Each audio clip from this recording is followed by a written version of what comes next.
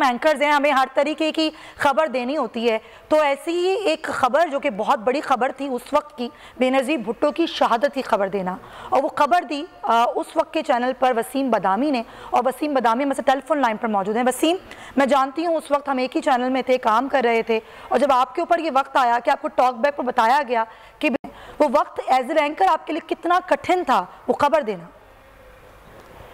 जी बहुत शुक्रिया।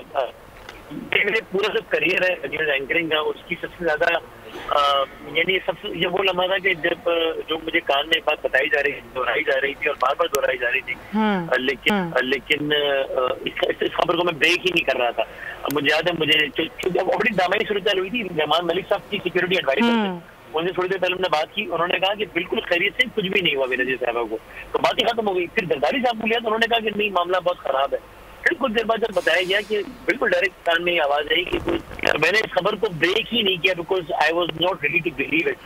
जब मुझे तीसरी चौथी मरतबा बताया गया तब मैंने इन अल्फाज में कहा था कि हमारे पास ये इत्तला है, हमारे पास बेनज़ीर साहिबा की जिंदगी से मुताल्लिक मुतज़ाद इत्तलात है। मुझे अल्फाज भी याद है कि ये बात मैंने कही थी। जिसके बाद फिर टॉक बैक में बहुत शोर हुआ था कि कंफर्म आप अनाउंस करें, और फिर मैंने ज़ाहिर बहुत ही एक दुखी दिल के साथ ही अनाउंस किया था, जिसके बाद पूरे पाकिस्तान का मंजरनामा बदल गया था। तो ये मेरे करियर का वो लम्हा है न्यूज एंकरिंग के जिसमें एक बात बार बार कही जा रही थी, हर जरिए से कंफर्म हो चुकी थी, लेकिन मैंने बहुत टाइम लिया इसको नाज़री तक। ये बिल्कुल यकीन ही नहीं आ रहा था इस बात से। अच्छा वसीम, बिल्कुल ये एक बड़ा मुश्किल सा पाकिस्तान की सियासत में, न सिर्फ पूरे पाकिस्तान के लिए एक मुश्किल मरहला था। एक तो वो एक इलेक्शन की कैंपेन का हिस्सा था और उसके बाद ये पूरा मंजर जो है वो बदला।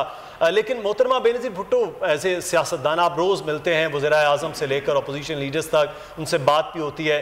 मोहतरमा बेनज़ीर भुट्टो के ये कहा जाता है कि उनके वो होती हैं इस वक्त पाकिस्तान का सियासी मंजरनामा और पाकिस्तान के जो खारजा मामलात हैं वो बड़े मुख्तलिफ होते हैं। आप समझते हैं कि एक बड़े लीडर के असरात होते हैं होने से और ना होने से?